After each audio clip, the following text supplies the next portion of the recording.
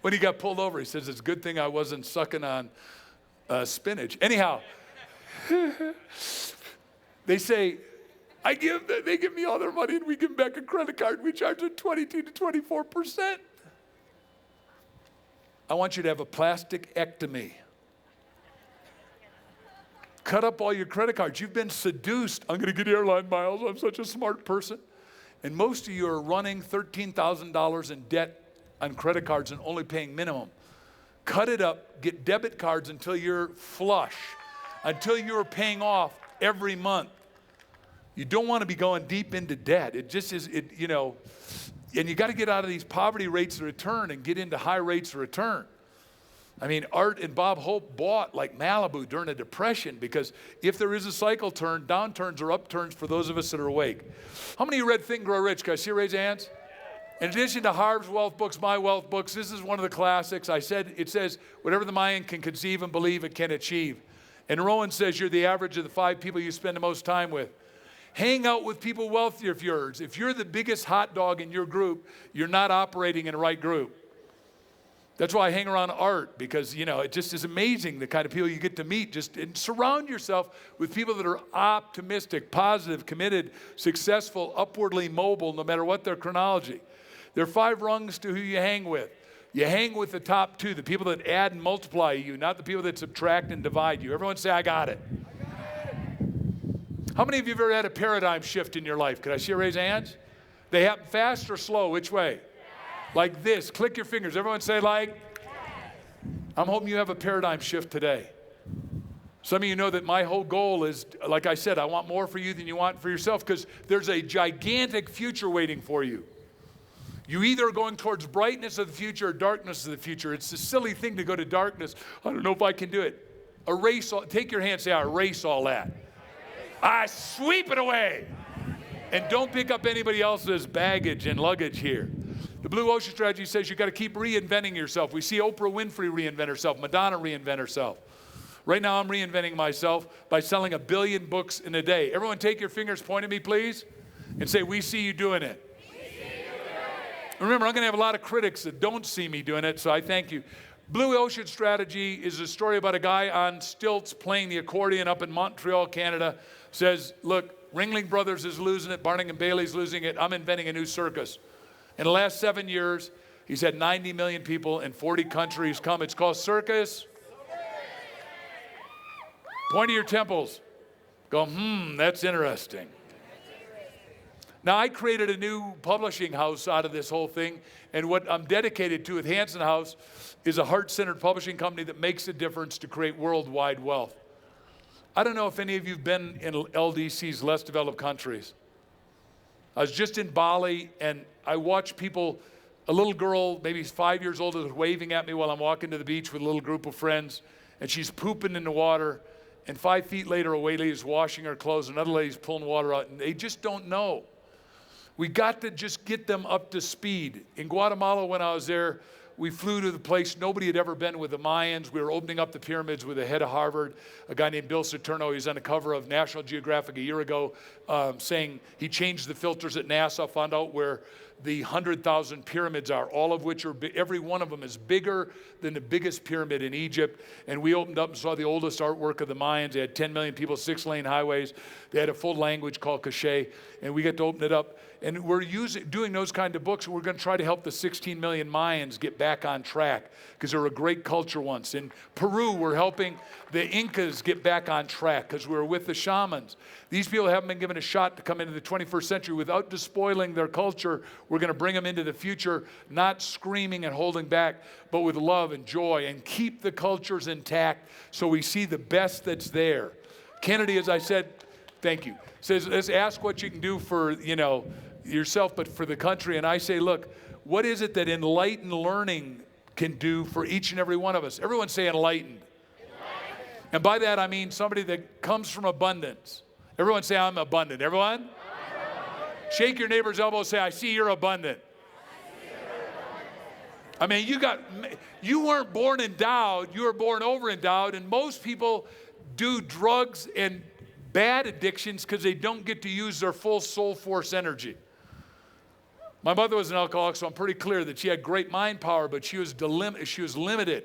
And what we're doing is take your hands over your head and say, I'm throwing away all the limitations. Everyone, one more time, louder. Third time, say, they're gone. And don't pick up anybody else's. What I'm saying is you want to come from enlightenment, abundance. You want to create massive value for others. Everyone say massive value for others. And then the third thing is you want to leave a legacy and see how far we can go with this. And most failure is system failure, not people failure. This is Deming, who took a little dumpy company called Toyota and made it world's biggest company by changing the system.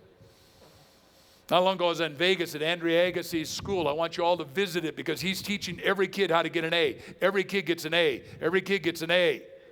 We can't afford any failures going through the system. We don't need any asinine bell curves anymore.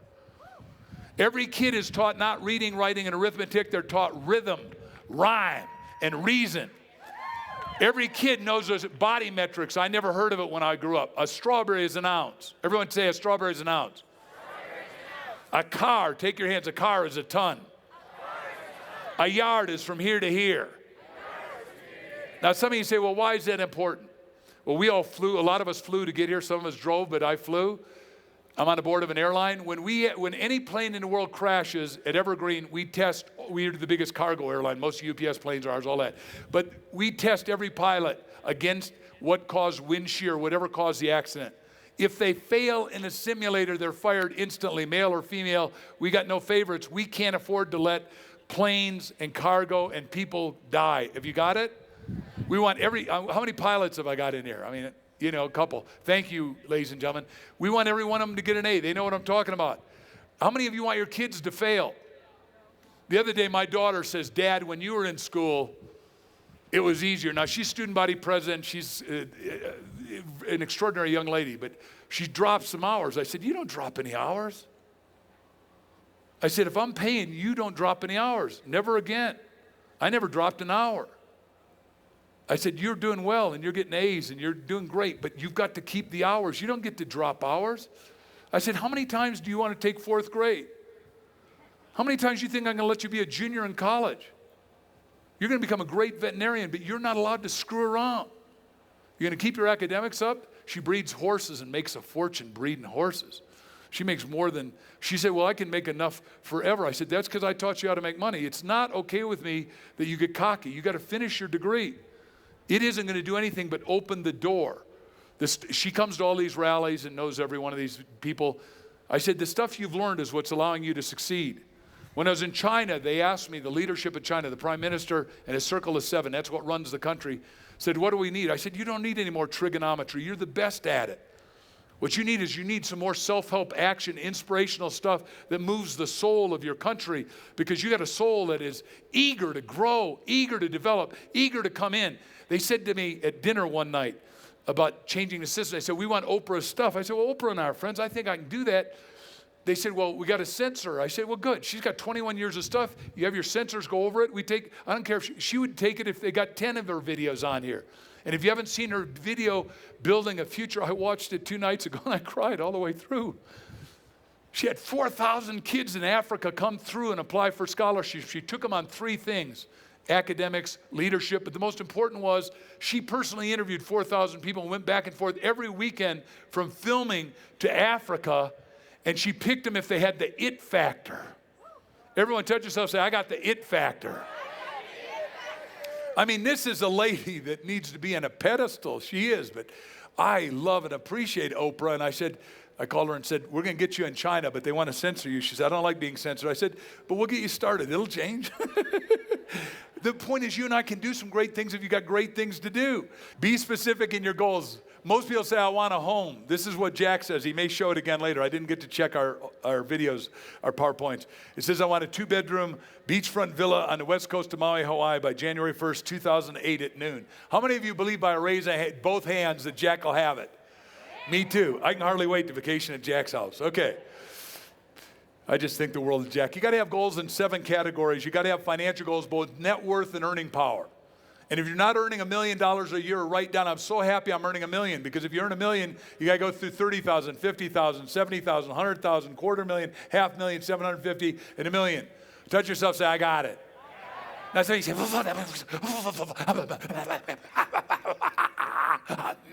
million. But remember, you don't have to believe it. You got to believe that Harv and I and Art believe it, and then you'll believe it. If we can do it, and look at us, you can do it. Are you all with me? It's easier to make 1 million than it is 100,000. And there's a lot of us doing it. There's 10 million millionaires in the next 5 years. The greatest economists. You need to read Dr. Paul Zane Pilzer, the guy who wrote Unlimited Wealth. Paul and I are very close. He's a great ski bum buddy. Anyhow, Paul says, look, we're going to create double that many millionaires in America. Who are they going to be? It's going to be you and I. Everyone say me. And remember, you're not creating it just for you and just for your family. You're creating it for the future and for people that didn't have it. You're going to have a great net worth. You got to have, what are your career goals? And you write all of those down today. 101. How many are you going to write? 101. And you got to have your health goals. Art is going to tell you got to stretch. He got up this morning and he stretched. You got to be limber. You got to be into it. I exercised for an hour this morning up in the gym. You got to figure out what it is you're going to do, to stay fit. And then you got to do it every day no matter what. Everyone say no matter what. What are you going to do to have fun and be jovial and convivial and have all the kind of cool stuff? What do you want in your family relationships? I'm going to let Jack hit that later. What would you like at each and every level? And now it's spiritual. The question is, who are you in God and who's God in you? And what do you want to pull off? Like one of my friends said, can you get us with the Dalai Lama? He says, I've made a lot of money here in Silicon Valley. I want to buy back Tibet and give it to the Dalai Lama for $10 billion. I get with His Holiness, and I said, Your Holiness, one of my students wants to buy back Tibet. He's born in China, and he thinks what they did to you is immoral and give it back. He laughed for what felt like a half hour. Then I saw pink energy radiate towards me, and there's a group of evangelists with me. I and Bob Allen and I were the only two non-superstar evangelists, and he said, I'll give you permission. So we're doing some cool stuff, but these are little goals that most of you want to have, and we're just going to flip them. You get to look at them. You don't have time to write them down, because they're trying to take me off stage here in a second. You want to volunteer for stuff, and Art's head of the 73 million volunteers in the country. You want to travel to foreign countries. The last one, you want to write a book, and I've talked to you about that because it's such a cool idea. You want to own your own home. If you don't, write down, I'm so happy I'm owning my home. You got to claim it before you can obtain it, just like we started this little thing. You want to, individual, or you want to be with the people you want to hang with. If you've never done any theater, you might want to do a little theater. Just really cool stuff. You want to exceed your parents' education and life and lifestyle. Is that true or is that true? That is? How much money is your time really worth? And some of you know $1 an hour. Cheap income in LA is $10 an hour. Mexico's $1. Right now in China, it's 10 cents an hour. That's why they're getting all the blue-collar work. That's why you got to go to intellectual property work. You can earn $10 an hour. You can earn $1,000 an hour as a professional. A lot of you do that. But one of the highest earnings guys as an athlete is our friend Tiger Woods. Never met him, but he earns $100,000 an hour. Is that cool? Say yes. Just fun stuff. And you delegate rather than stagnate. You master what it is you're the best at and what you can get the highest paid at financially, so you get financial freedom. Financial freedom buys time freedom, which gives you philanthropic freedom and spiritual freedom and freedom from all the constraints, because if money can solve it, you don't have any problems, right? Socially, and you got some stuff to work on in yourself for self-growth and self-development, and so do I. And what do you want futuristically? My teacher, Bucky Fuller, says you need to have 100-year goals, because sometime your mind can go straight from now to a 100-year goal, and some of you will achieve it. Bill Gates says most of us don't know what we can do long term, and that's true. He didn't know he could pull off all this stuff, I don't think. I've never met him. But, what do you want to do for emotional freedom, and what do you want to do for health freedoms? Because we want to max out your freedoms at levels that the highest level is your genius freedom. And then you want to create exotic, memorable things. Here I am climbing on the Inca Trail, which it wowed my soul, because you got panthers and snakes and all kinds of cool stuff that makes it a little more exciting. You get adrenaline shock once in a while. And here I am at the top, and then you go up the little baby mountain looking down. And what I'm saying to you is that each one of you needs to climb to the summit that goes beyond anything that you've ever said that you could do or be or have, as far as I'm concerned. And I want to have you make a decision not to go halfway, but all the way. Here is the high guy, Puma, and he said, hey, look, Mark, you're here to give people planetary assignments. So some of you, when we get close, I'll give you a planetary assignment. Harv's is to turn the whole world on to millionaire wealth creation along with me, and I love it. So the bottom line of today, your one mega idea and one key contact away from everyone saying unlimited fortune. Everyone, hate to rush all this stuff, but when I was in China, these people said, hey, look, here's what happens if you make a decision. There are 4 types of people. People with dreams and no money, people with no dreams and no money. There are people with dreams and no money. Some of you are here with that, and that's okay. But the goal is to have lots of dreams and lots of money. Everyone say lots of dreams and lots of money. Lots of dreams and lots of money. Everyone hyphenate it? I conclude with one statement. Helen Keller, who's one of my heroes. Here's a lady that they said that you should kill her. She's deaf and she's blind. Annie Sullivan ran water over her hand 178 times, said W-A-T-R, W-A-T-R. She unzipped blindness and got to see at levels nobody else saw. So those of us that are sighted could have insight that is out of sight, which is what this Woodstock for the Mind is all about. She is meeting my hero of writers, Mark Twain. She is 14 years old. She says she'll remember everybody by their hand. Mark Twain, when he's leaving my other hero, Andrew Carnegie's house, puts his hand on her head. And by the way, if you haven't been to his house, it's 91st and 5th Avenue. You need to write it down in New York. It's now owned by the Smithsonian. And says, Mark, are you leaving? And he said, how'd you do that? I don't know if she did telegraphy. Today we call it clairvoyance and clairaudience. But she says, alone we can do so little. But together we can do so much. How many of you will join me in my little crusade with Harv to make the world work for 100% of humanity? Everyone stand up and say yes. God bless everybody. Thank you for letting me share with you this morning. It's been a delight. I'll gladly sign everything you've got. And I'll give back the stage to whomever.